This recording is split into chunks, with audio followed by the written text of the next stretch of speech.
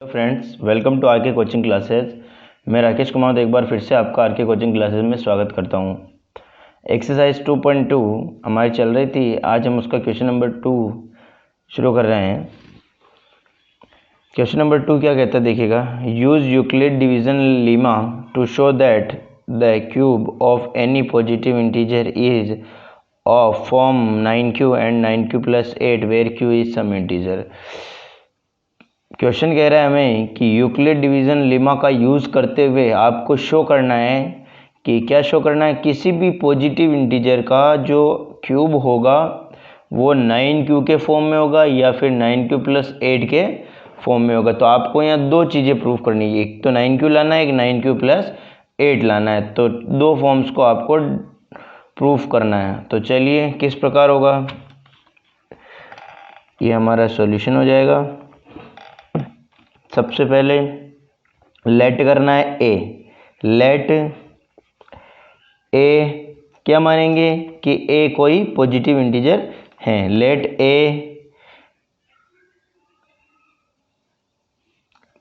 A be any positive integer, माना कि ए क्या है, कोई पॉजिटिव इंटीजर है। जो क्वेश्चन में दे रखा है हमने उसको लेट कर लिया।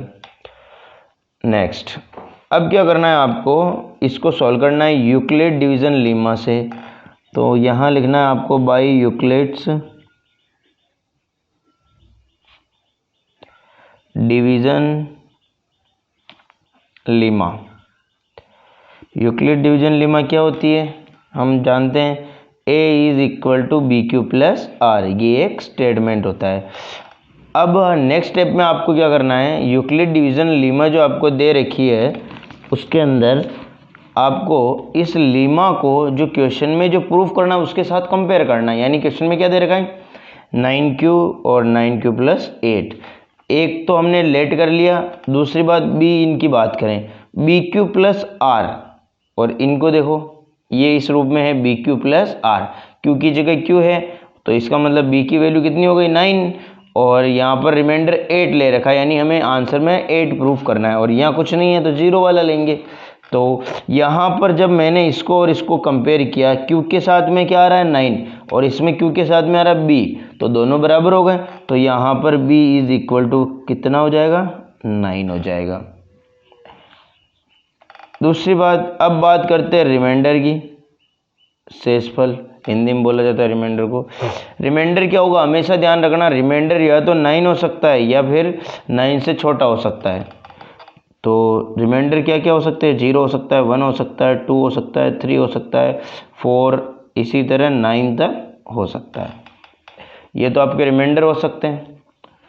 अब इसके अंदर हमें दो केस दे रखे हैं, एक तो 9q प्रूव करना है, एक हमें क्या प्रूव करना है 9q प्लस 8। तो फर्स्ट केस, इसके साथ प्लस में कुछ नहीं आ रहा है यानी इसका रिमाइंडर क्या होगा 0। क्या होगा 0। तो सबसे पहले हम लेंगे ये। तो सबसे पहले आपको ए लेना है जो हमने लेट किया, ये होता है b q plus r. B की वैल्यू हमारे पास कितनी आ गई 9, तो इस बी की जगह लिख दो 9q। अब आ रहा है आर, यूक्लिड डिवीजन लीमा के द्वारा आर की वैल्यू पुट कर दो।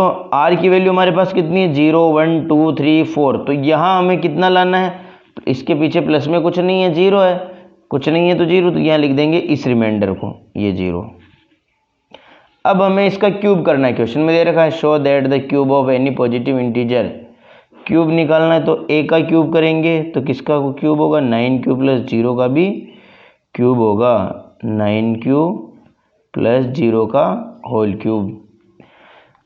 तो 0 का कोई मतलब नहीं होता है, कोई सेंस नहीं है। तो 9q का क्यूब हो जाएगा कितना 729 क्यूब, 729 क्यूब। ये आ गया हमारे पास। अब हमेशा ध्यान रखना जब भी क्यूब हो जाए या स्क्वायर दे रखा, अगर यहाँ स्क्वायर दे रखा हो तो स्क्वायर करते, यहाँ हमें क्यूब दे रखा है इसलिए क्यूब कर रहे हैं हम। 9q का क्यूब कितना होता है 729 क्यूब।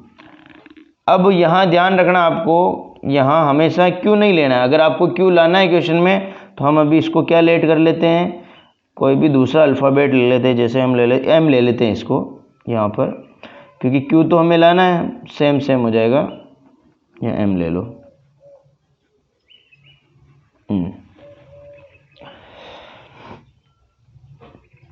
अब इसमें से आपको कॉमन निकालना है 9। अब 9 क्यों कॉमन निकालेंगे, ध्यान रखना हमेशा जो भी हमने यहाँ b की वैल्यू मानी है उसको हमेशा इसमें से कॉमन निकालना है।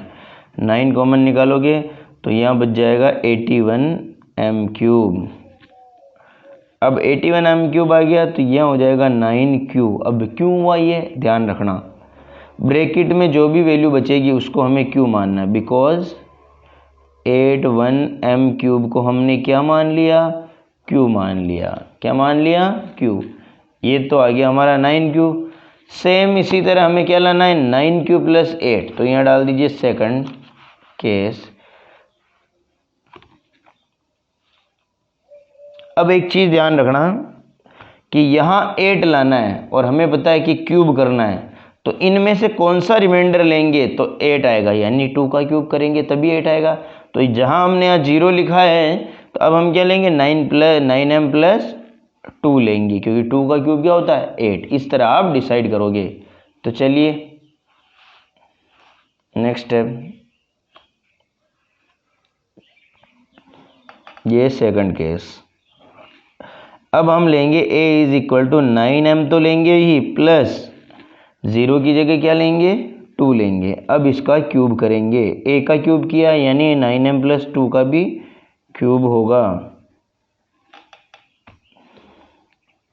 a + b का होल क्यूब, ये फॉर्मूला आपको लगाना पड़ेगा। ये फॉर्मूला मैं आपको लिखवा देता हूँ ताकि आपके नॉलेज में रहें। तो ध्यान दीजिएगा, a + b का होल क्यूब। a + b का होल क्यूब क्या होता है, a³ + 3ab a + b + b का क्यूब। ये फॉर्मूला हम यहाँ अप्लाई करेंगे।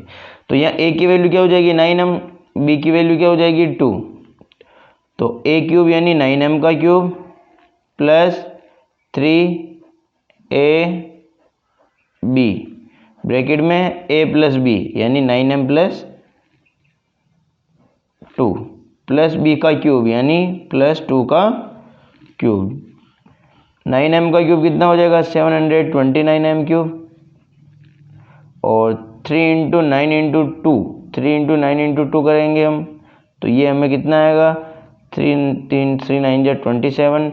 और 27 को जब मैं 2 से मल्टीप्लाई करूँगा तो 54 आएगा। ये हो जाएगा 54m। ब्रैकेट में कितना है 9m+2। और 2 का क्यूब कितना होता है, 2 का क्यूब होता है 8। कितना होता है 8। अब आपको क्या करना है, इसको आगे और सोल्व करना है वैल्यू लाने के लिए। इन दोनों को मल्टीप्लाई कर लो, इसको और इसको, 486m²। और इसको इससे मल्टीप्लाई कर लो, 54m + 8। इन तीनों में से आपको कॉमन निकालना है कितना, 9, 81m³। इन तीनों में से आप अगर 9 को कॉमन निकाल तो यहाँ आएगा 81m³ प्लस 54 आ जाएगा, m² प्लस 6m और ये प्लस 8, ऐसा का ऐसा करना है। ये हो जाएगा 9q + 8, बिकॉज मैंने आपको पहले ही बताया था कि जो वैल्यू आएगी ब्रैकेट में उसको हमें q मानना है। तो यहाँ q हो जाएगा, तो 9q + 8।